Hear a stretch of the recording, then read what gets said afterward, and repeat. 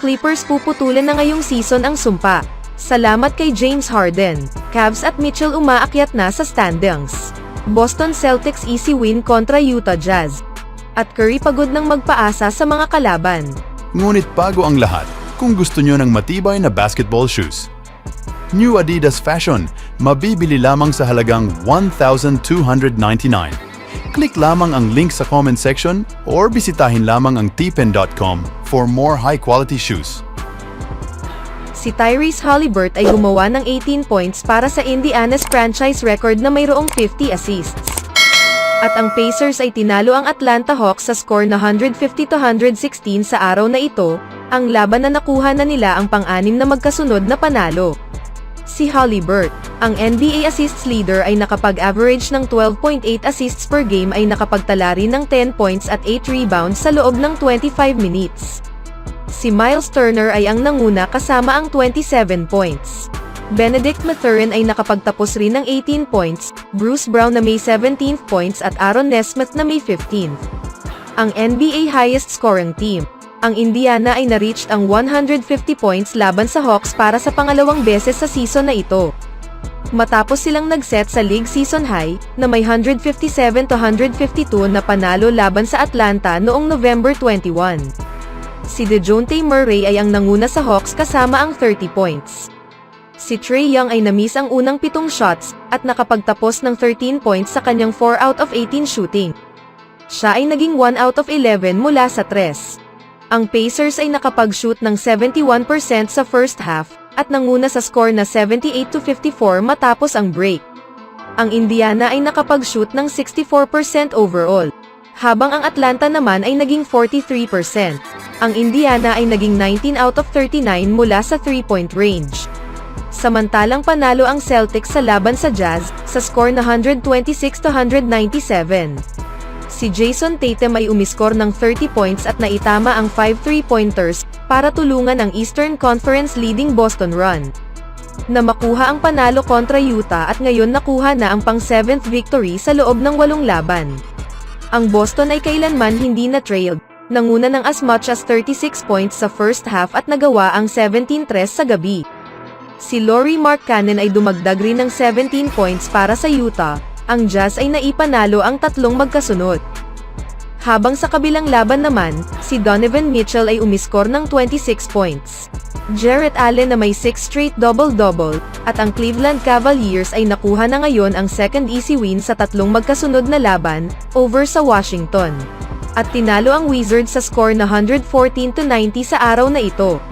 Ang Cavs ay dinanas ang kunting paghihirap na panahon laban sa Wizards. Kumpara sa nakuha nilang huling panalo laban sa team, sa score na 140-101 blowout noong araw ng Huwebes, sa panahong ang Cleveland ay na-reached ang season high sa puntos, rebounds, assists at 3-point percentage. Si Mitchell ay sinigurong hindi maaksaya ang laban na ito, sa panahong umiskor ito ng 12 points sa third quarter, para tulungan ang Cavs na ilagay sa maayos na sitwasyon. Si Allen ay nakapagtapos kasama ang 12 points at 12 rebounds. Sa huling 6 na laban, ang Cleveland center ay naging mas agresibo ngayon sa offensive touches sa maagang season, at nakapag-average ng 19.6 points, 15.6 rebounds at 5.5 assists. Sa kabilang balita naman, ang Los Angeles Clippers ay dati na noong pinagtatawanan sa paligid ng NBA, ngunit ngayon sila ay nakatayo, bilang tunay na banta para maipanalo ang NBA title. Simula nang makuha nila si James Harden sa maagang season, ang Clippers ay nahit ang another level of play, at ito ay sapat para sa basketball legend na si Charles Barkley, na koronahan sila bilang koponan na kakatakutan ng labis sa West. Ang scariest team sa West ay ang Los Angeles Clippers. Si Kawhi Leonard ay kahanga-hanga, ayon kay Chuck. Kung sakaling mananatiling healthy, siya ang isa sa 5 best basketball players sa buong mundo. Kung sakaling hindi masasaktan, tiyak na matatalo nila ang Suns. Ang Clippers ay iilang taon na ang iginugol, para sa eksperimento dito kay Kawhi Leonard at Paul George. At nakikitang hindi ito nagresulta sa pag-asa. Ngunit ngayon, kasama si James Harden at Russell Westbrook na siyang naidagdag sa mix, ang Clippers ay iba na ngayon, at sila ay nasa daan para sa breakout moment sa season na ito patungo sa postseason. Malaking kadahilanan na rin ay kung papaano nga ba nakakapaglaro ngayon si Kawhi Leonard, at kung gaano ito kalapit sa kanyang best version sa kanyang sarili.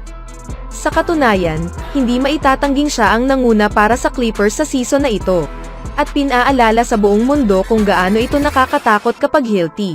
Dahil sa loob ng 29 games, siya ay nakakapag-average ng 24 points, 6 rebounds, at 3.6 assists per game sa kanyang 52.3% shooting, habang naglalaro sa pagiging best perimeter defense sa liga.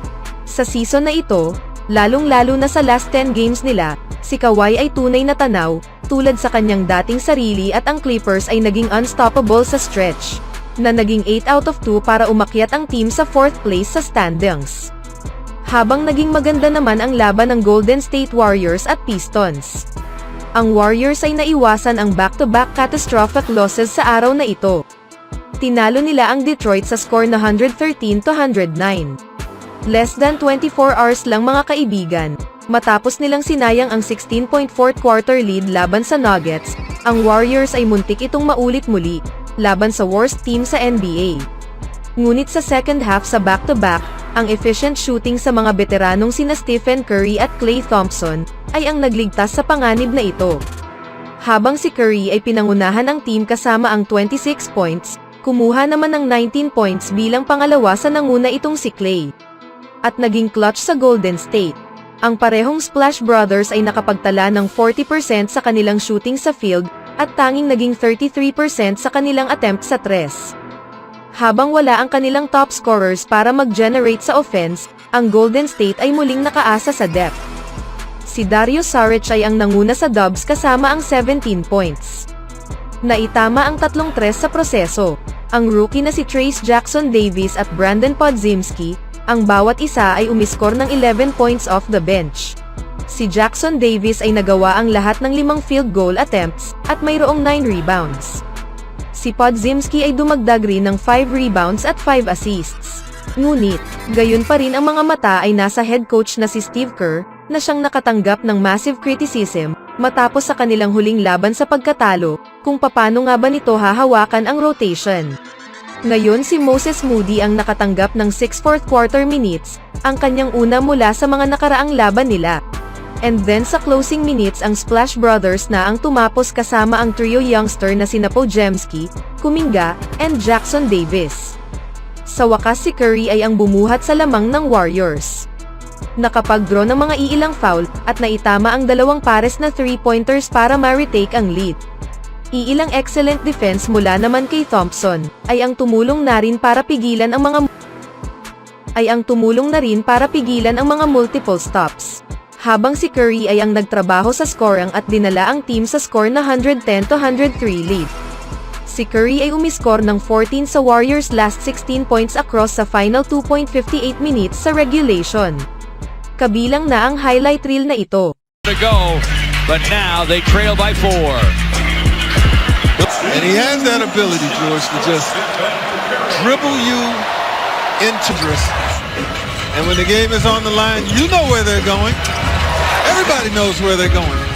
But trying to stop it. She hadn't scored in the fourth quarter. He only had 8 at halftime, but forever thing on the play with. You know that? Got that radar from way out. That's amazing. Well, few have been able to. Always do it on my own, so I gotta get through it. And the only thing I know is to love what I'm doing. Never give up, never slow, till I finally prove it. Never listen to the no's, I just wanna keep moving. Keep my head up when I act, head up, that's a fact. Never looking back, I'ma keep myself on track.